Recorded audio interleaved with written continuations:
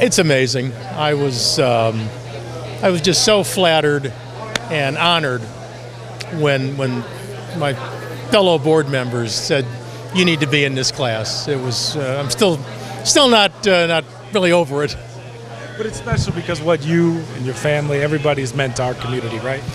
Well, you've been out here 40 years. Long time. Long time. Came out here. There was one major professional team. There was a minor league baseball team and a cactus league that was on pretty shaky ground.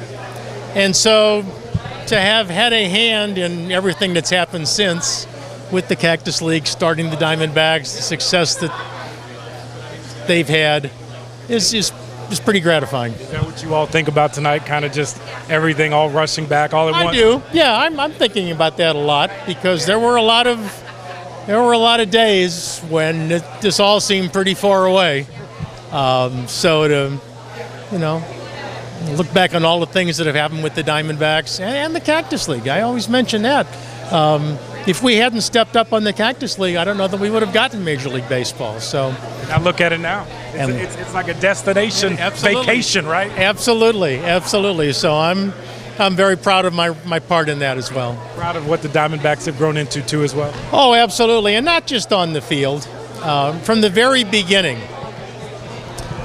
Jerry and Rich, and I think myself, we had if you want to use the word vision, but we had an idea that a baseball team needed to be more than just guys that show up 80 times a year and play. They need to be part of the community and be a part of the community that people liked and were proud of. And you look at the way Ken and Derek have carried that message forward and expanded it with the foundation nearing $100 million in donations, the field building program. I mean, the Diamondbacks are a really important part of this community. Still, and as I say, to have had a part in putting down a few bricks in that foundation is pretty cool. No, it's more than a few. Congratulations. Thank you, Cam. Julie, welcome back home. Thanks. Congratulations. Has this hit you yet? I mean, the names in the Hall of Fame are pretty impressive, and your class too as well is pretty awesome. Yeah, I'm beyond honored. I feel like I'm so grateful for the night. I'm excited to celebrate the other inductees, and I'm a proud Arizona native, so just to be here and have a little date night with my husband is going to be a really fun night. What comes to mind when you think of Arizona in general, growing up here? My family. I mean, it's home. This is like what I know, This is my environment, and all my friends are still here, and so it's been a really special time every time I'm back. You ever go back to the old high school, old stomping grounds, and visit some favorite restaurants? Yes, I do. We live back here, so I'm here quite often. But yes, it is quite funny driving back kind of where I grew up, and I'll drive by Dobson. It's so funny. Everything looks so different too, but of course, it's just like I feel like it was only 5 years ago, and I'm like, no, it's like we got traffic in the city now. Oh, everywhere. I'm like, gosh. Tonight, what's it going to be like to be up there on this stage? I feel like I'm just going to overuse the word and honor, gratitude, blessing, all that good stuff. It's really special to me, and I feel like that's as simple as that. I can't even put into words. Anybody you want to thank now, just in case you might forget them later? I wrote things down. I feel like I did a very millennial thing, as I wrote a few things in my little notes section. But at the end of the day, it's just thanks for all those who supported me through my career. What's next for you guys? Washington had a great season this year. So that was cool. Washington has a great season. Let's have another great season. And I'm in full-time mom mode, and I love it. Congratulations. Thank you. Just what does it mean to represent Matt here tonight at the Arizona Sports Hall of Fame? It's awesome. He was a guy that worked so hard to really elevate and I guess just put everybody else in the spotlight, and that's never really where he stood while he was here. And I remember when we had him out for the Hockey Fights Cancer Night, and he was the star of the show, and he was like a kid in a candy shop. So to be able to be here, obviously we wish he were here receiving this in person, but it's so well deserved, and we're just so excited for him and honored that we get to be part of the team that's keeping his legacy alive. This is fitting because he was a Hall of Famer because of what he did for youth hockey here in the Valley. Absolutely, and you guys will see there's going to be a video later. I probably shouldn't spoil it, but not everybody gets Shane Doan to speak on their behalf, and that's who Matt was. I mean, he connected with every 5-year-old kid he ever met and every NHL player he ever met. He just was that kind of guy. You guys are still trucking along, still continuing that in his legacy. Youth hockey, I heard it's growing. You got more kids signing up, right? That's right, yeah. So we got the Matt Schott Arizona Hockey Legacy Foundation, which we got incorporated the week that it was announced the Coyotes were leaving. We're like, all right, let's go. We got to do something. We got to make sure that all of the programming he built during his time with the Coyotes didn't fall apart, and that's what I'm really proud to say that our team's been able to do. We've got our learn to play numbers back up to what they were before. We're back in schools. We're running ball hockey leagues, women's hockey leagues. It's awesome. So great to hear. And then last thing, Skating for Layton's coming up here soon. How excited are y'all for that event? So excited. You probably remember when I did the crazy skate around the valley, and I'm very happy that now everybody else can participate and not have to skate 100 miles, but we're going to be at Salt River Fields on April 27th, and that was another thing that Matt and I started together to help raise money for girls who maybe can't afford to play the sport, and it helps provide access, of course, in memory of our good friend Leighton Accardo, who passed away at just 9 years old from cancer. So we're really excited for that event, and we hope a lot of people come out.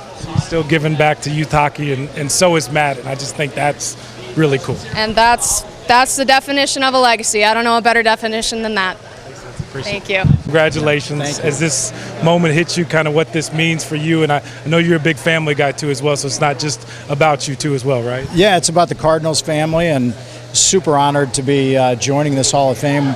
My father was a 2017 inductee, and so it's really special. It's a little surreal and a little weird. I'm normally in front of the cameras talking about Cardinals, talking about the community. I'm not used to talking about me, and so it's really cool, and I'm honored to be with these other inductees here tonight. It's a great class, right? It really is. Mike Bibby, Joe Garagiola Jr., Julie Ertz, so many others, and so Paul Konerko. I mean, it's just great. What are you going to say up there tonight? What message do you want to tell people? Well, I think it's gratitude for the recognition. I have put in a lot of hard work, but it's just not me. It's so many players, coaches, teammates, staff members of the community, friends that have helped with all the achievements that I've been recognized for. And I know that's what the other inductees are going to say tonight. They couldn't get there without the support of their group. And so I'm going to be grateful for all that and all of them, and talk about our gratitude for having this stadium that's brought so many great things to our community. And I'm not done yet. We're gonna continue rolling, man. We got a lot more to do. More career left, right? Yeah, 100%. Yeah. So I'm excited about all of our future too, because we have a bright future here in Arizona for the Cardinals, especially what Monty and JG are doing on the field. And I think this is going to be a really special year for us, 2025. Before we get to the team this year, I just think back to when your dad brought the Cardinals here and what this team means to this community now. I'm sure he hoped that it would be this ingrained, but you can't think of the Valley in Arizona without the Cardinals now, and I think that's pretty cool. No question. I mean, we see all the license plates, we see all the Buda Baker jerseys, we see all the Fitz jerseys and Pat Tillman jerseys and all the jerseys. We see those folks that are continuing to support us, and we really do appreciate it. And it's a football town. Frank Cush told me that, who's another inductee here. It told me, Michael, when you go around to the state high school gymnasiums, it's football banners that are hanging inside the rafters of those gymnasiums. And so it's great to be a part of this, and I'm super excited. And like I said, we got a bright future. What was it like to sit at that table today with Calais and sign that contract and welcome the big fella back? Yeah, no, it was cool. It was great to give him a big hug, and so it is so special, and he is such a great player and a better person. Yeah, no, and he's going to help us so much, not only on the field, but in the community, in the locker room, on the sideline, in the huddle. He's such a great leader and such a special person. The impact he's going to have on these young players, it's going to be incredible. Isn't it crazy, all the generations from Wiz to BA, and now he can kind of connect it all together? Yeah, exactly, because he joined us, as we were going to the Super Bowl. And young kid. Yeah, exactly. And so he is 18 seasons later. Who would have thought? But when I saw he was on the free agent, I was like, Monty, let's go get him. So Michael, what have you made of the team you guys have put together? It seems like Monty's been really aggressive, and the roster seems to be filling out nice, and got a team that can really compete next year without the draft. Yeah, well, we knew this year we were going to have some cap space, just the way it all lays out. You can kind of predict it. And we wanted to be very aggressive, and that's what we were. Monty's done a great job through the drafts over the last couple of years and free agency, but this year's free agency was really special, solidifying that defensive front, including with Calais today. But as we go forward, we're going to have an opportunity to draft some great players in the draft here in a few weeks, and we're going to just get better. And you look at some of the changes going on in the NFC West. I've told everybody, we want to host another home playoff game, but we want it to be a Cardinals home playoff game this year, not a NFC West opponent's home playoff game back at State Farm Stadium. And we can do it. You know, we were just 3 plays away from winning the division if you looked at 3 different plays in 3 different games.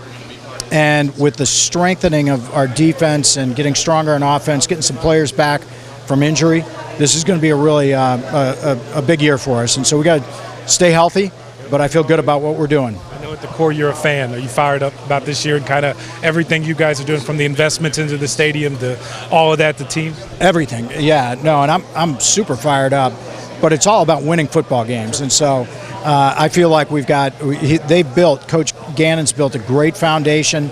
The culture of the team and the locker room is really strong. And we just are a couple of pieces away, and I feel like we've added those players. And the key will be staying healthy and going out there and executing. Coach, right? Coach Bibby again? Yeah. College Coach Bibby. It feels good. You know, I mean, just, Sacramento's a second home to me. Yeah. I played half of my NBA career there, and just going back there, I'm comfortable. Have the city behind me. And there's gonna be some big things out there at Sacramento State this year. College coaching sounds hard though, man. Like, it's just a different ball game. Why get into it? I don't mind it. I mean, I don't mind the work. I don't mind putting in the work. I don't mind going out there and getting kids and making kids better. It's something that I think is instilled in me, and I want to give back to these younger kids growing up.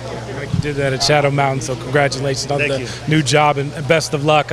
Congratulations on tonight. Thank you very much. Is it surreal, given everything you've meant to kind of this community in this state? I mean, it's good. You get to look and see that you'll be etched in Arizona history forever. Yeah. So I mean, it's just a great feeling, and just to grow up here and play college here and do all that stuff here, it makes you feel better. What comes to mind? Like, what on a night like this? Do you think about your high school days, college days? What do you think about? You can think about it all. Just everything that you helped, bring to the city. Like the championship, for Arizona, and state championship for the high school, the first state championship I think that Shadow Mountain had. So, I mean, just going back and just giving back to the city and being able to being recognized as a Hall of Famer. A lot of people don't get to say that. Your favorite memory growing up here? Just be anything. It was up with your boys and park you used to play at, anything. I mean, there's a lot of memories, but the biggest thing is just winning the national championship at Arizona. And like I said, a lot of people don't get a chance to do that. I mean, it's very little, So I mean, just to do that and have it for your hometown means everything. How cool was that? Just take me in that moment. What was it like to hoist that trophy and see that confetti come down for you? It was crazy because after we won, I was getting pulled to do interviews, so I didn't really even get to celebrate. And that's why you don't ever see me when you see them holding the trophy up. I'm nowhere there because they pulled me to do interviews. So I was doing interviews everywhere. It wasn't us, Mike. It wasn't us. It's good though. But I mean, right after that, I went to Steak and Shake, had a little cheeseburger, fries, and went back to the hotel. And it was not really a celebration, but it didn't really hit me until we got back to Tucson and had a rally all the way from the airport to our stadium. And sat in the back of cars, and everybody took off work. So I mean, it was a great feeling. Anybody you want to thank, just in case you don't get to it later? Thank all the fans. Just thank my family, and just everybody that helped me get to the spot where I'm at. Real quick, I got to ask you this: your Wildcats got another top player here out of the Valley in Cole Pete. I mean, it follows a long list of great players, and you could probably name them all: Channing Frye, Richard Jefferson. You could go on and on. The players that have played in high school here in the Valley and gone to Tucson. What's the deal?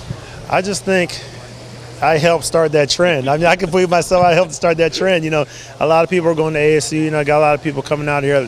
Fat Lever going to ASU. Sean Elliott was in Tucson, but I mean, I think I kind of helped start that trend of going to U of A. And I'm glad Cole Pete's there. I think he's going to do great. He told me in his 8th grade that was his dream school. I tried to make a call, and they're like, "Hey, you guys need to get on this kid right now, and do not let him get away." And they did that. All right, real quick, just for everybody watching, why should they come play for you at Sacramento State? We're going to make big things happen. Big things are going to happen in Sacramento State. Believe that. You're proven winner. Yeah, I mean, it's going to happen. It's going to happen. Well, Paul, first of all, congratulations going to the Arizona Sports Hall of Fame.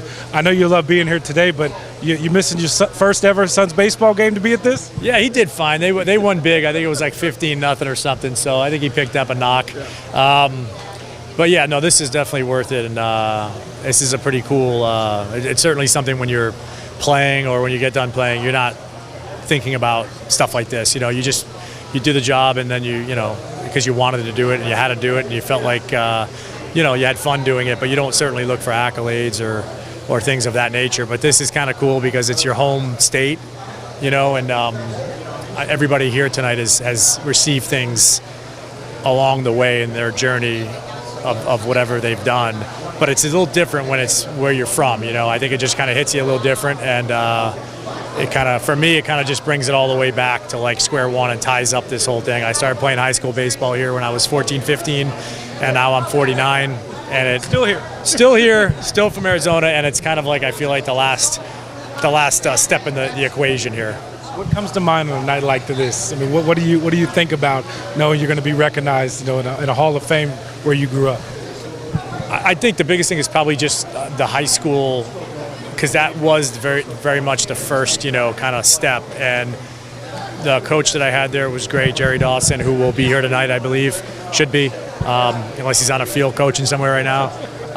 But just, you know, how lucky I was to have somebody like that at the right moment to guide, you know, to kind of like instill things in you that then took you to the next step, pro ball, you know, minor league stuff, and having, you know, I always felt like I was ahead a little bit because of having a great high school experience here and with him and at Chaparral. So Chaparral prepared you for like the lessons you did in Major League Baseball, still learned it. I had a lot of great people along the way in pro ball, A ball, double A, triple A, major leagues.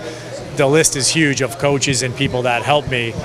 But, you know, at Chaparral, I was lucky enough. I don't think any of us that played there knew how well we had it until we got later into life and understood that although he was tough and hard to play for, how well he prepared you for like the real world. And so that's the biggest thing. That's probably what I think about most tonight. And then just, you know, my parents and all that, having watched it all, right? And now my wife and kids, my wife's been kind of 20 some years now watching it from that point. So it's kind of like this whole arc, you know, and I feel like this is, you know, for me, I don't think there's anything left. I think this is the end of it. And last recognition. This is it. Yeah, I don't think you know, I'll be getting into anything else. So it's kind of cool. I'll enjoy it. What's cooler, watching your son play or playing? Definitely watching your kids play. It's definitely, I don't think you realized the anxiety, or I never realized the anxiety my parents might have had watching me. You can't know it until you watch one of your own do it. And so when you played, you know, you had the bat in your hand, so you had all the control, and you didn't feel certain things because you felt like it's up to me to do this one way or another. But when you have no control and you're watching your son on the field, or your son acting, my other son acts and has done other things, or my daughter dancing, it's nerve-wracking because you have zero control, and you just got to let them go do their thing. Yeah, it's definitely, the playing's easier. Let's put it that way. You had such a great career. How much are you enjoying the second half of life, in a sense, after playing? Yeah, I mean, I was lucky enough to play till I was 38, which is a long time, you know, in sports, if you're allowed to, you know, put a uniform on till that age.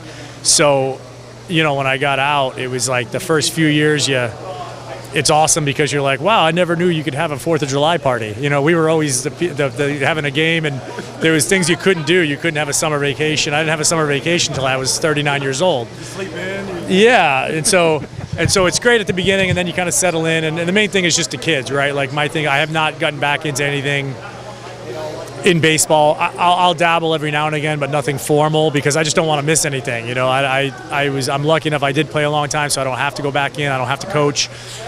So for me, you know, it's just about being there. I missed a lot. You know, the game is great and it gave me a lot, but it also took a lot.